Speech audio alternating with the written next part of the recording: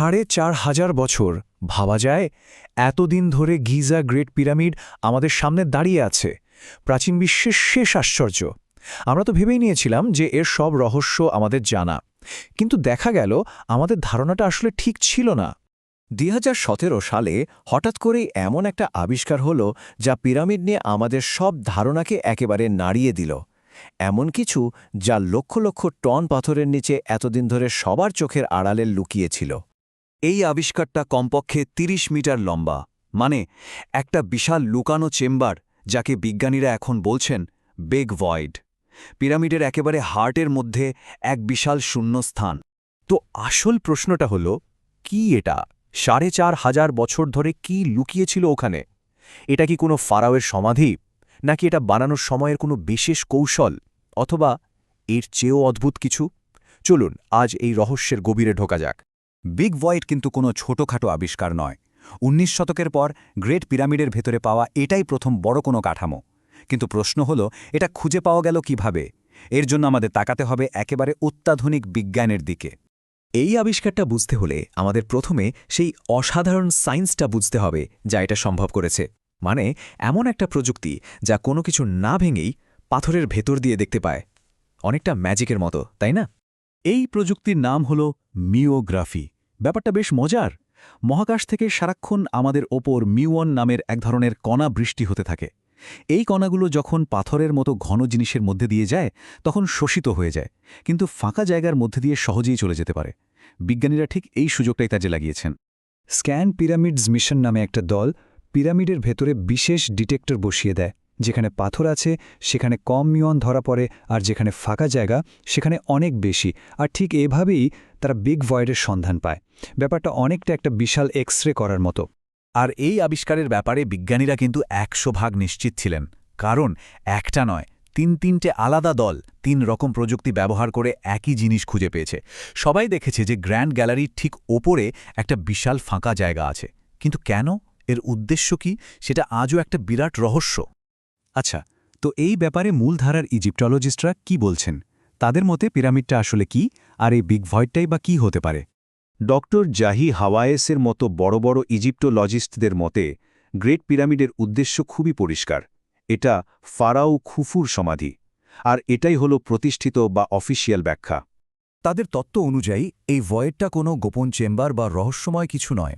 এটা আসলে একটা রিলিভিং চেম্বার, মানে এটাকে বানানো হয়েছিল নিচের গ্র্যান্ড গ্যালারির ওপর থেকে লক্ষ লক্ষ টন পাথরের অমসম চাপ কমানোর জন্য। সোজা কথায় এটা একটা ইন্টেলিজেন্ট আর্কিটেকচারাল ডিজাইন।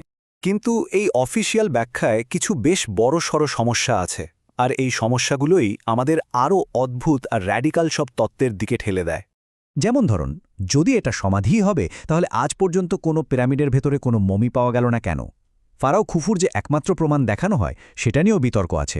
অনেকে বলেন ওটা নাকি জাল। আর সবচেয়ে বড় কথা হলো, ব্রোঞ্জ যুগের যন্ত্রপাতি দিয়ে এত নিখুঁত একটা স্ট্রাকচার বানানো প্রায় অসম্ভব মনে হয়। এই সব প্রশ্নই আমাদের নিয়ে আসে প্রকৌশলী ক্রিস্টোফার ডানের এক অবিশ্বাস্য তত্ত্বের দিকে। তার মতে পিরামিড কোনো সমাধি বা স্মৃতিস্তম্ভ নয়, এটা আসলে একটা মেশিন, একটা প্রাচীন পাওয়ার প্ল্যান্ট যা শক্তি উৎপাদন করত।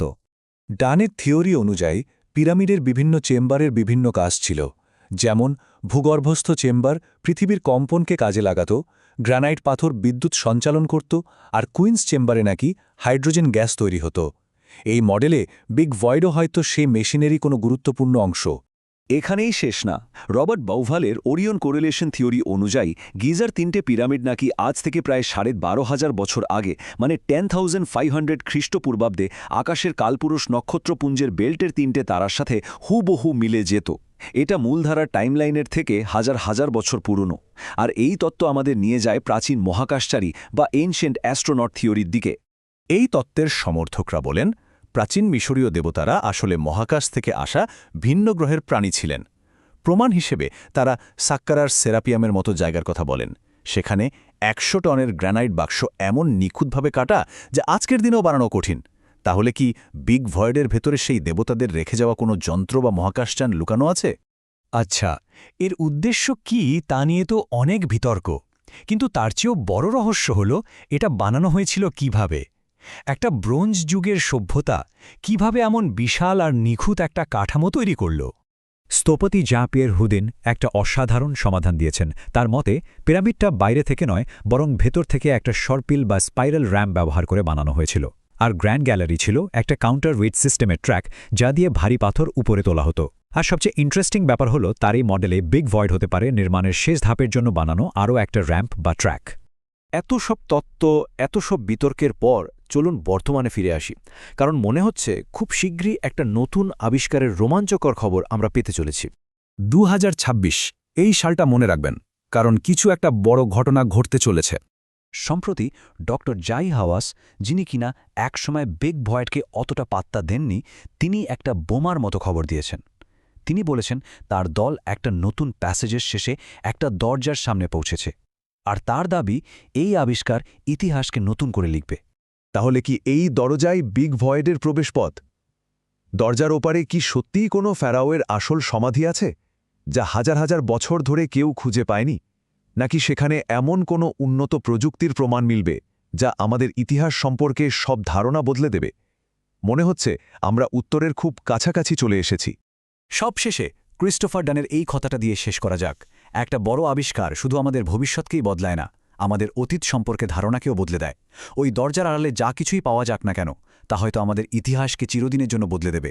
৪,৫০০ বছরের পুরনো এক রহস্যের সমাধান হয়তো আর কয়েক কদম দূরে।